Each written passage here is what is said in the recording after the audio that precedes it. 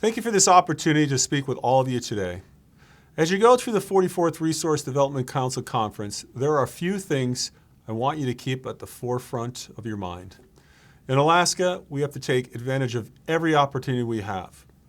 We're not California, we're not Texas, we don't have the luxury of foregoing projects. We can no longer afford to say no to any project that creates jobs and wealth. You've heard it how many times?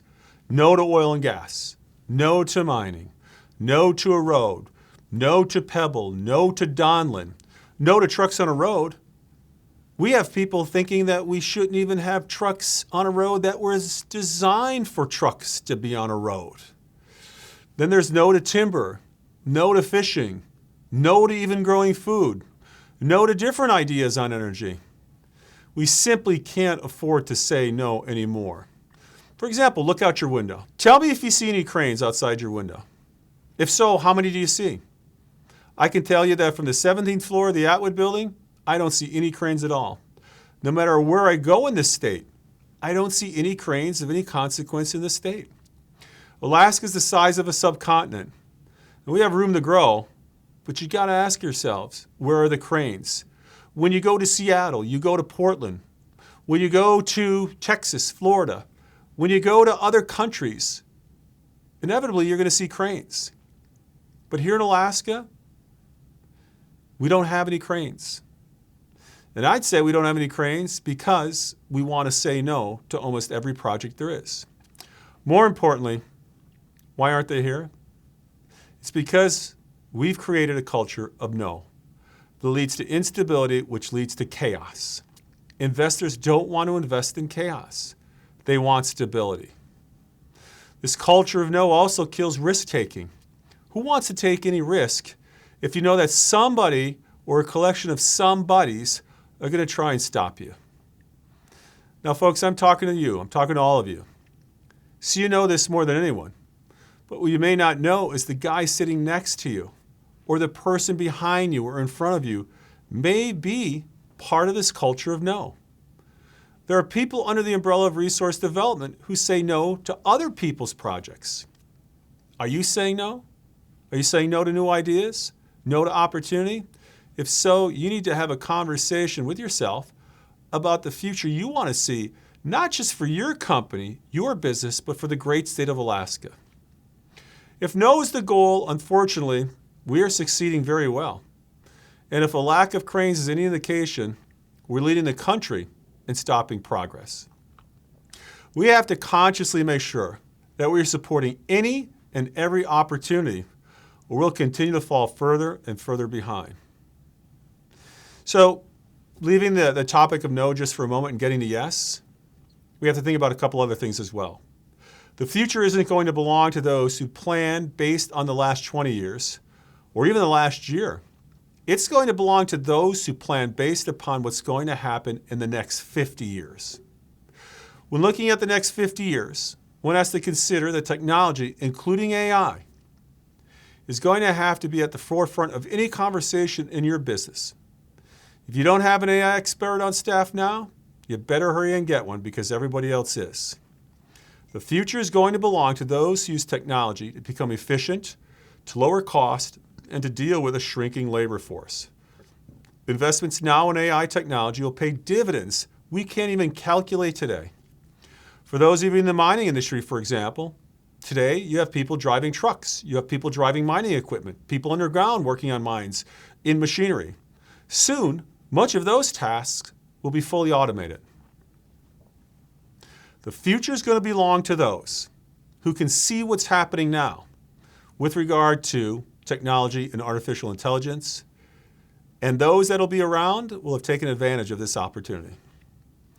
And finally, the last thing I want to touch upon is population, or more specifically, a shrinking population.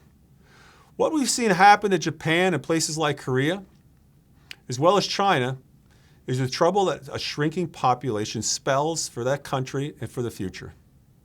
Here in the United States, we're heading in the same direction, unfortunately, and it may even be more catastrophic for this great country. For without people, you don't have workers.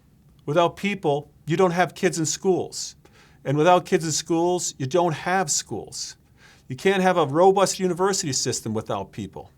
You can't even have an army or navy without people. You can't have an opportunity, you can't have an economy without people. And without people, we really don't have a future. Unfortunately, for decades and decades, it's been pounded into our heads that kids are a burden, that families are a burden, that relationships at times are a burden, that they suck up your money, suck up your time, and it's just not worth having a family. Well, guess what? That thinking is actually winning. So it should come as no surprise that we're having fewer and fewer children. And without children, eventually there is no future. Seriously, without children, there is no future. I'm not suggesting that you all go out now after this meeting and have 10 or more kids, but somebody should be having more kids. We also need to revisit the whole concept of immigration. Because if we're not going to have kids, we got to find the people from somewhere. Now, we shouldn't allow everybody into this country, and I'm not proposing that. But I am a proponent of a strong wall with many doors to get as many people into this country that believe in our ideals. And let's not forget that the majority of people at your conference today, and myself, are the descendants of immigrants. You know, Alaska is blessed in that we have the largest Native American population per capita. But the fact remains that this country and this state is made up to a great degree of descendants of immigrants and currently immigrants. See, yes, we need to build a strong wall. We need to vet our immigrants, but we also need to get as many entering this country as legally as possible and as soon as possible so that we have a labor force and a workforce that can carry out the tasks that need to occur. So in the end, yes, we have challenges, but we've always had challenges. Like a number of you, I'm looking forward to November 2024 in the hopes that we get a more friendly government in Washington, friendly towards our great state of Alaska, friendly towards resource development and the things that make Alaska, Alaska. And that we get back to producing more jobs and more wealth for this great state. So with that, a couple things to think about, but I wish you nothing but the best in your conference. I wish I could be there, but just know if we can get back to what Alaska is all about, and that is opportunity. Opportunity for all. Opportunities for me, for my neighbor, and for my competitor. That opportunity will benefit everyone. The idea of no gets us nowhere, and the idea of yes can get us anywhere. Attitude, population growth, AI, future technologies, and different people in Washington making decisions that don't hurt Alaska can determine amazing outcomes. Even though it seems like a chaotic world, and it is, I, for one, am internally optimistic. And I think the next 50 years are going to belong to this great state. So once again, thank you. Have a great conference and take care.